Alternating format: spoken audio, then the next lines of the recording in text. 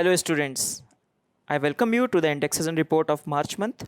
Now, in the March, we have already done our location, I believe, right? And now we'll be doing the indexes and reports. Okay. So, the first one we're going to start with Global Social Mobility Index. So, Social Mobility Index by the World Economic Forum. Now, as we know, World Economic Forum is very important institution in with terms in respect of the reports and the indexes. Now, this is the 10th month we are doing. So, we have already done many of the reports by World Economic Forum and the other institutions. So, what are the highlights? First of all, how they define the social mobility. So, they define the social mobility in absolute terms as an ability of the child to experience a better life than its parents. That means, as a generation, how they have improved from their previous generation. For example, what are you doing? Are you better in terms of what your parents have done? That means you have moved social mobility. Your family has shown, right? Okay. So they talk with respect to India. The top is the Denmark. Then India ranks at the 76 on this particular index. Okay, right. So which are the top countries? The top countries are Denmark, the same countries, but they just fluctuate.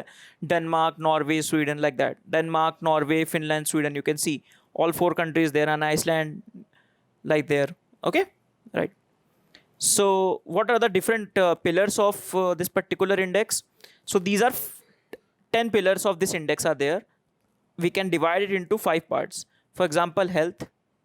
Okay, then in education you can see these three things: educational access, education quality and equity, and lifelong learning. Then technology you can see. Then work, within work we can see opportunities, wages and working conditions. And finally, protection institution, we can see social protection and inclusive institutions. And please remember, if the new index being asked, they will not ask the details of it. They will rather ask the very shallow details: who has released it, something like that. However, if the report becomes old, for example HDI or global hunger index, these reports they ask in detail, so you can also keep that in mind also. Okay, however we have to cover it, that's why we are covering it. So Denmark being the top country, India got 76th rank. Then they also reports are very big. Every PDF you have to download, and I do that to get the original content out. So they have also caused the opportunity cost of low social mobility. Which country show low social mobility? What does that mean, low social mobility? That means intergenerational effect, intergenerational improvements are not happening. The new generation is not performing well as the older generation. Okay, that means they are showing low social mobility, and for that it has a certain opportunity cost. For example, in China you can see this much opportunity cost. India also shows a huge opportunity cost. Okay, they have related this to the idea of income inequality also. Now they have made this not a with respect to prelims. Let us discuss. So it creates a virtuous cycle when there is a good social mobility. When there is a good social mobility, then more equality of opportunity, more social mobility, and inequality become less, right? And vicious cycle is also created. Then less economy of opportunity, less social mobility, and more inequality. So it creates both virtuous and the vicious cycle. And they have also said that what should be the steps taken by government and the business, but that's not our own consideration. However, the question of the social mobility can be asked in the GS1 society. Okay, right. Next is animal protection index. So animal protection index, very interesting index released by World Animal Protection, first of all. Okay, so it showcases how the countries are doing with respect to their animal welfare policy and legislation. Okay, and India is doing well. So they categorize country in terms of the category A, B, C, D, and E. There is no country in the A portion. Okay, first of all, there is no country which is A. That means no country is doing really well. On terms of the B, there are few countries which are termed as the first. So in the country, you can see these countries, UK and some Switzerland and all. Then C level country, India is there, Mexico is there, right? Then France is there, Germany, Italy, and these countries are there. So India is at the number 2. That is why they have said India ranks second, but not in terms of the in terms of the countries, but in terms of the ranking or the grouping, you can say. Okay, so India is C along with the countries like New Zealand, Okay, New Zealand is not, yeah, you can see the yellow one, New Zealand, then Mexico, France, and Spain. Right. So yes. So A being the, obviously A being the highest score and G being the weakest score. Okay. Next is World Climate and Security Reports. So this particular report is published, but not very important. First of all, not very important for exams. So this report is published by the expert group of the International Military Council on the Climate and Security. So Military Council of Climate and Security. So this council consists of the military leaders. Okay, umbrella network of the senior military leaders, administered by a non-profit organization, Center for Climate and Security. Okay, it was launched in 2019 in The Hague. Right. So they talk about the different scenarios, how the climate change. Last year, a report has came which has considered climate change as a warming war. So they have talked about the what are the security considerations of the climate change, and this is something related to that also. So they talk about how climate change can lead to more forced displacement and how can it create a more security situation all over the world. Okay. Next is Gender Social Norms Index. Very important index because released by UNDP. UNDP also releases the HDI index. So that from that perspective it becomes important, because HDI they won't ask, but they can ask a new report, a new index released by the important institutions such as UNDP. Now, this report is very different. This report talks about the social norms and how they lead to the gender bias.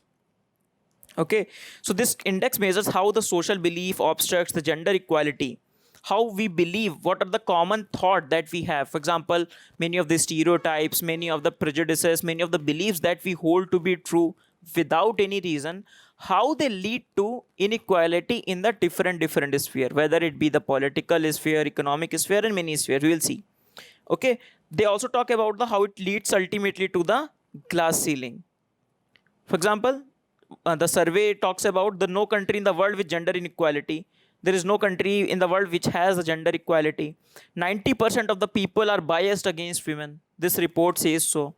For example, they also talk about that we have done better in terms of the basic capabilities of the gender in terms of gender equality. For example, subsistence and participation.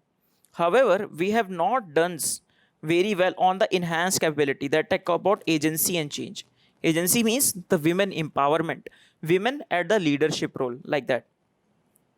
Okay, so women move away from basic areas into enhanced ones where the gap tends to be wider. So wider gaps are there as the enhanced level. So what are the different dimensions they have taken? For example, they have taken political dimensions. Within political dimension, what they ask? So men make better political leaders than women do. Okay, then women have the same same rights as men, so they ask these questions to the people, then they take the response from the people, and from that they make an index. From education perspective, what they ask: university is more important for a man than to the women. Do you agree with that or not? So for example, you see, university is more important for a man than to a woman. So how, whether you agree, what will the choices to the people? Strongly agree, agree, disagree, strongly disagree. So you will given the 4 choices, what you will say. So if you say strongly agree and agree, then there is a bias. Obviously there is a bias.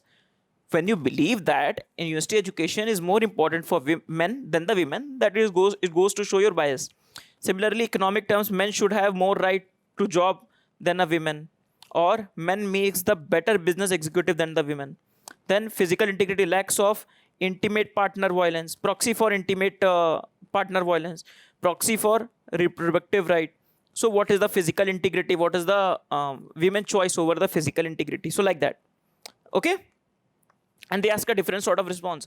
These things will not be asked in exam, obviously, but just to get an idea, to get a context in your mind, from that perspective we are asking.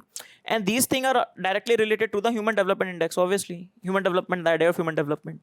And that's how you can relate it to that, they're related to the UNDP. Right? Okay. So on that basis, this particular idea has come. Around so many people, for example, this index is there. There are around 90, no bias has been shown by only 9.4% male. Only 9.4% male have shown that they have no bias. Otherwise, they have shown at least 1 to all the biases on all the indicators. Okay, all the 7 indicators. Okay. Then these are the data, normal data. For example, half of the polled feel that men are superior political leaders.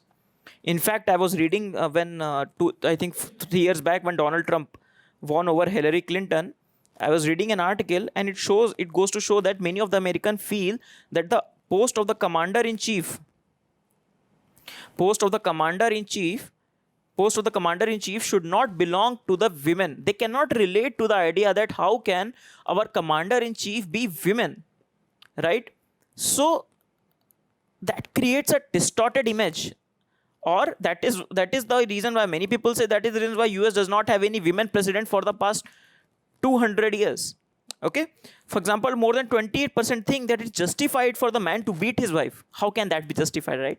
That goes to show how the social norms, how we believe, what are our social biases or prejudices lead to the inequality in our personal domain, and how it lead to the inequality in the professional public domain, right? More so means a talk, but however, the important part is that we have discussed. Next is gender parity index, very important index by the UNESCO. So what does it basically calculate? It calculates the ratio of the number of female students upon the male students in terms of their participation at the primary, secondary, at the tertiary level of education. So remember, education is the keyword and UNESCO is the keyword. Okay, now if it is more than one, obviously the female will have a better participation at the different level. Okay, for example, India has achieved almost 1 at the primary level. However, at the other level, the value is less than 1. Right. Next is Lee Kang index or Kang index. So what is this? If the question comes directly, this index is related to the measurement which measures the Chinese economy. That's it. Nothing more than that. Okay.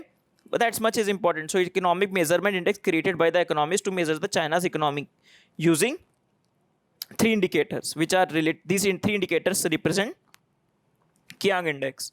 So what are the 3 indicators? Railway cargo volume, electricity consumption, and loan disbursed by the banks. So they have created these 3 index on the basis of which they rate, okay, how China's economy is doing. Next is World Nations World Water Development Report. So this report is published by UNESCO on behalf of the UN Water. Okay, UN Water is an agency of water. So obviously they talk about how the issue of water is related to the climate change. So how water is very centric to the sanitation and hygiene, ecosystem, energy, agriculture, human settlement, and many of the data they have given different data. In fact, a very good report if you want to add something to your mains exam, right? The report title is itself is Water and Climate Change. They give a very detailed report about different perspective. Next and the last one in the international one is report on the progress of the Beijing Declaration. Now Beijing Declaration was a very what we say watershed declaration done in 1995 for the women rights or women gender equality, right? So in 1995, world adopted Beijing Declaration platform for action for most comprehensive policy agenda for the gender equality. So after 25 years, they have submitted report. Okay, what is the progress on it? Just like we have Rio 20 like that, something like that. So it becomes important. Huh? Remember, Beijing Declaration is related to that. Okay, so they have come up with many of the data. For example, one of the chart I have kept. For example, they talk about imbalance in the sex ratio at the birth. In India, you can say in 1990s, we have abolished that we have penalized any case of the sex selective abortion, or the sex determination itself is penalized in India. So in India, you can see still some sort of discrimination is there. However, you can see in China, because of the one China policy, their sex ratio has distorted to what extent? Okay, and now they are coming back because they called for the 2-child policy, from 1-child policy to the 1-child policy. If you want to see just on an unrelated topic, many people now argue for that's a personal opinion. I should not share it, but however, that's one thing I want to discuss with you: population control law. So many people want to bring a population control law in India so as to control our population, right? Prime Minister Narendra Modi has not vouched for the law. He has not said anything about law. He has said that population control is important, and that's a axiomatic sentence. Obviously, population control is the prerequisite to the development of any nation. However, how it should be done, whether it should be law or in a coerce way, just like China has done, right? Whether they should take that route or the route should be taken of a persuasive route. Mission Parivar Vikas, for example, one of the initiatives we have seen. So one video I'll recommend, go for John Oliver. That is one of my favorites. I just recommending you John Oliver's video on one child policy on China. Okay. So please see this link and you will like this video. He will show you in a very fun way. He's a stand-up comedian sort of thing, but he hosts a very sensitive show. So Last Week Tonight is the name of the show. HBO, very reputed brand. So there he talked about how one-child policy of the China has led to many unintended consequences. For example, forced abortions, abandonment of the children, many villages where the brides purchase, human trafficking. What are the problems has it led to China, right? Okay, so please, if you want to chill out something, please see this video, right? Next is discussing the Indian indexes. First is State Energy Efficiency Index. So this particular index released by Ministry of Power, not by Niti Aayog. Okay, then it becomes important. So obviously, what they measure? So they want to measure state in terms of the energy efficiency. So this is developed by the Bureau of Energy, BEE, and AEEE. So ministry has released it. So this is developed by the BEE, Bureau of Energy Efficiency, and Alliance of the Energy Efficiency Economy. Energy efficient economy. So they track the progress of all the union territories and the states on the basis of the energy efficiency policies that they have taken, right? So this year the index incorporates more quantitative, and outcome based indicators. So more comprehensively they have come up with this index. Okay, so to assess the energy efficiency initiatives program outcomes in the 5 distinct sectors: building, industry, municipality, transport, agriculture, and DISCOM. Okay, next is this indicator also includes the new ECBC. This is more relevant in the main. So what is this? Energy Conservation Building Code of 2017. So this new code has come that every building has to follow these particular codes. Okay, so this index categorizes the states. So as we are telling you, these are the sectors on which these are the parameters, and these are the sectors that they want to make the points, right? And the indicators will be qualitative, quantitative, and the outcome based. Okay, then what about the outcome? So when they have divided the state into 4 categories, so front runner, there will be some achiever state, contender states, and aspirant state. Can you tell me how, in which index we have seen something index like this? That index was SDG index, released by Niti Aayog. Similar criteria were there. So there is no state which is front runner. That means no state is doing really well. There is no front runner. There are 3 achiever states, that is Haryana, that is Karnataka, and Kerala. Okay, majority of the states are still aspirant stage. So you can remember that there is no front runner. There is no front runner, and these 3 states are the achiever states. Right. Next is Ease Reform Index. So Ease Reform Index. So this is released by the Ministry of Finance and Corporate Affairs combinedly and prepared by the Indian Banking Association and Boston Consulting Group. So these two have combined to create this Ease Index. Okay. So they measure the performance of each public sector bank on the Ease. That means enhanced access and service excellence. Ease agenda has come last year. Very important for our exam at least. So again, ranking within the banks, assessing what is their performance and on these bases. So what are the 6 bases within the Ease? First is customer responsiveness, then responsible banking, then credit offtake. Getting a point, very easy to nothing to explain, self-explanatory. Then customer responsiveness, responsible banking, credit offtake, MSME, Uddami Mitra for MSME, how comfortable or how helpful they are for MSME. Then deepening financial inclusion, digitalization, and ensuring outcome in governance and human resource. So this is Ease Index. So what they want to achieve? Clean banking and smart banking. You can read it out. Speedy, multi-channel, accessible, responsive, technology enhanced, some rhetorics. Okay, so remember the Ease Index released by which of the institute and released by which ministry? Ministry of Finance and Consumer and Industry. Last one, we're going to discuss annual survey of the education report. ASER report by NGO Pratham. Very important report, right?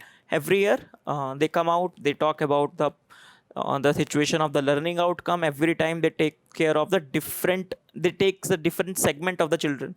This time in the index they have taken talk about the preschooling or schooling status of the child in the group of 4 to 8. I think last year they have calculated 14 to 18. Okay, so now they are talking about the preschool. What is the status of the preschool? Now preschool is very important because our national draft and national education policy also talks about extending the RTE, that is right to education, to these children. Okay, so they explore the children's performance on basis of the 4 competencies, that is cognitive development, early language, early numeracy, and social and emotional development. Not very much important what they exactly do, because it's not first of all governments. Secondly, it shows India status of education a very poor light. If they'll ask which is the institution that publishes it. But now this report has become so common that they won't ask this also. So if we talk about, they talk about for 24, they have taken the survey in 24 states. Within the 24 states, only the 26 district, okay, around 37,000 children they have covered. So they take a household based survey. Okay, so they talk about how government preschool and private kindergarten, how they perform. So obviously it will be a better performance, you can see here. Okay, so 5-year-old children in a private school fared better in learning than those in the government school or in the Anganwadis. And that's a state of affair, everybody knows about it, isn't it? So, and yeah, I was talking about 2017, right? So they talk about beyond basics. It was in fact one of the experiments they have tried. They went beyond what they do.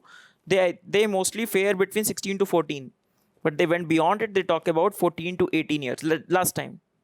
Okay, so it's what you need to know. It's a sample based household survey, largest citizen led survey. It's an annual survey. These things you need to know. And this the details again important for the mains, not important for prelims. For example, only 16% of the children of class 1 in the survey 26 district were able to read the text in the prescribed format. So only 16% are read what they should read at a particular level. Not a very good state of affair. Right, so let us revise and we will finish the session starting with Global Social Mobility Index by World Economic Forum. So this particular index, please remember World Economic Forum, this index and the other index, Social Norm Index. So what are the different 10 pillars and divided into 5 categories. Then Animal Protection Index, India ranks at the C, that is the second group. There is no one at the A level. Then World Climate and Security Report, not very important. Global Gender Social Norms Index, very important, UNDP, because UNDP releases a relatively less number of report as compared to World Economic Forum or the other World Bank or something. Next, Gender Parity Index by the UNESCO. Next, Likely Index for measuring the performance of China economy. Then Water Development Report, water and the climate change. Then report on the progress of the Beijing Declaration. Beijing Declaration becomes important because 25 years have happened. Then State Energy Efficiency Index. Okay. Next is Ease Reform Index for the banking sector. Remember these groups, that institutions that have made it, and also remember the 6 criterias. Okay. Next is Acer report by the NGO Pratham. With this, we finish our discussion. So just for something, we have finished February month and March month place in news, right? And we have finished February and March month indexes and reports, right? Next, we will come up with the tribes in news of the February, then of March month, right? See you everyone in the next class. Bye bye for now. I'll also upload, just for the reminder, I'll also upload one of the class of the personality in India. So impetus third video on that front. Okay. Okay then. See you in the next class. Bye bye everyone.